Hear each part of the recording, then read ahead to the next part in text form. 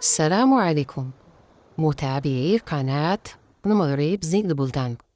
أهلا وسهلا ومرحبا بكم في هذا الفيديو الجديد اللي غادي نتعرفوا فيه على واحد من أجمل الشواطئ في المغرب، إنه شاطئ بريونش. هذا الشاطئ الرائع كيتواجد على سواحل البحر الأبيض المتوسط، وكيتعتبر من بين الوجهات المفضلة لعشاق الطبيعة والهدوء.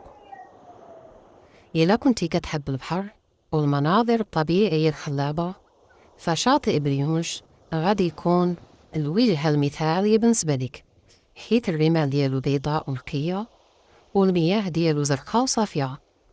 هنا في بريونش غتقدر تستمتع بالسباحة وتلعب في الرمال، وحتى تمشي على طول الساحل. وممكن أنك تمارس كذلك هواياتك المفضلة كالصيد والقصبة، وكذلك ممارسة هواية الغوص. من غير البحر، الشاطئ ديال بريونش محاط بمناطق خضراء وجبلية وبساتين ديال الزيتون، وهكذا كيعطي المنطقة جو من الهدوء والانتعاش. وكما كتعرفوا الطقس هنا مشمش وهادئ، مما كيخلي الزيارة ممتعة في أي وقت من السنة.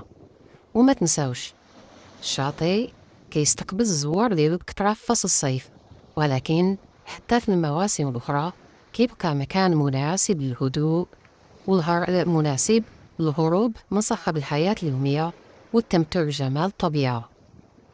إلا كنتم مهتمين بزيارة شاطئ بريونش، كونوا متأكدين أنكم غادي تلقاو واحد التجربة ما عمركم تنسوها.